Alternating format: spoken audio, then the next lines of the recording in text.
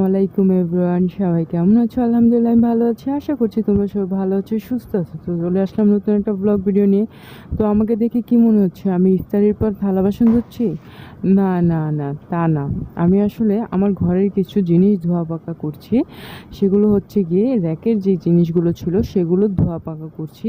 এখন বাজে হচ্ছে গিয়ে রাতের প্রায় 1:30 বেজে গেছে। তখন আমি এই কাজগুলো করছি, কারণ ধোয়াধুয়ি যে কাজগুলো, আর যেহেতু আমার ছোট বাবু আছে, তো চাইলেই তো সব কিছু সবসময় করতে পারি না। এই জন্য একটু সময় বুঝে, একটু সময় করে, হাতে সময় নিয়ে কাজ করতে হয়। এই জন্য ওরা ঘুমিয়ে গেছে না, শুধু ইয়ামিন ঘুমাইছে। আলিফকে তো দেখতেই পেলে পড়তে বসাইছি, কারণ আলিফ ঘুমাচ্ছিল না। আর আমি মারার উপরে না, কারণ যদি রাগ দায় ধমক দিয়ে যদি বাচ্চাদেরকে কন্ট্রোলে আনা যায়, সেটা হচ্ছে গিয়ে সবচাইতে ভালো। তো এখানে আমি থালা বাসনগুলো ধুয়ে নিব। আমার যা যা ছিল অনেক ময়লা হয়ে গেছিলো, তো সব কিছু আমার ধোয়া টোয়া শেষ। এখন র্যাকের ভিতরে উপরে নিচে যে জিনিসগুলো ছিল, ডিব্বা ডাব্বা, ছোটো বাটো, খাটো মাটো যা ছিল, সেগুলো ধোয়ার পালা। তো সেগুলো ধুবো বলতে গিয়ে সেগুলো শুধু জাস্ট মোছামাছি করব। তো এখন বাজে হচ্ছে গিয়ে রাত্রে 3টা। তো আমার এগুলো ধোয়া শেষ। এখন র্যাকও ঝাড়া টাড়া শেষ, র্যাকটা মোছা শেষ, পুরো র্যাক ধোয়া মোছা হয়ে গেছে। এখন যেহেতু সেহরি টাইম, তো আমি একটু সেহরি করব। তারপরে সেহরি করার পরে নামাজ পড়ে শুয়ে স্বাস্থ্য শেষ করে ফেললাম। তো আজকে ভাত খাবো হচ্ছে গিয়ে, সেহরি খাবো হচ্ছে গিয়ে দুধ ভাত। আমার দুধ ভাত খেতে খুবই ভালো লাগে। তোমাদের কার কার দুধ ভাত খেতে ভালো লাগে আমাকে কমেন্ট করে জানিও।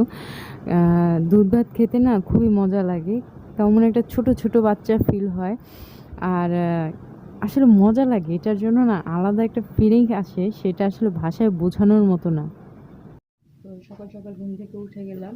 সকালও না, 12টা, 11:30 বাজে ঘুম থেকে উঠছি। তো ঘুম থেকে উঠলাম।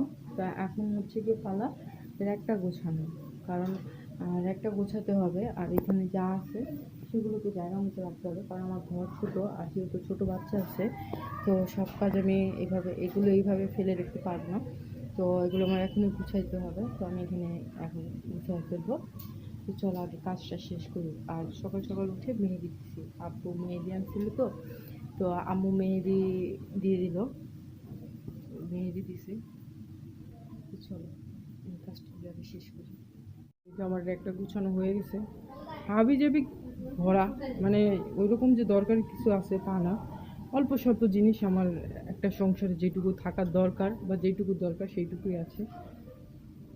গোসল করে আসছি, গোসল শেষ, আমার কাজ শেষ, আমার ঘরের যা কাজ ছিল সব শেষ। আর একটা গুছানো শেষ, ঘর ঝাড়ু দিছি, সব কাজই শেষ, এখন আর কোনো কাজ নেই। তো গতকালকের পোলাও ছিল, ডিম ভাজা দিয়ে পোলাও দিয়ে খাইতেছে আলিফ আর ইয়ামিনে খাওয়া দিয়েছি, ইয়ামিনে খালামুনি না, হ্যাঁ, আর এই তো আলিফ, ওরা খাচ্ছে। তো এখন হচ্ছে গিয়ে ইফতার টাইম। তো ইফতারের সময় আমি যেহেতু আজকে একাই রোজা রেখেছি, তো হালকা পাতলা জিনিস নিয়েছি, একটু দুটো খেজুর, একটু দুধ দিয়ে সেমাই আর 1 গ্লাস শরবত, জাস্ট এতটুকুই করে রেডি হয়ে গেলাম। তো এখন যাবো হচ্ছে গিয়ে দাদুকে দেখতে, আর ভাইজিদের জন্য যে কাপড়গুলো কিনছে ওদেরকে দিয়ে আসতে যাবো। দাদুর শরীর খুব খারাপ। তো চলো যাই, তোমরাও চলো, তোমাদেরকে নিয়ে যাবো। আমি কই যাও দাদু বাসায়, নানি বাসায়, ইয়ামিনের নানি যাবো, দাদি ওটা কোথায়, ইয়ামিনের বাবা খালি মা ডাকে, হ্যাঁ, ইয়ামিনের দাম দিয়েছে।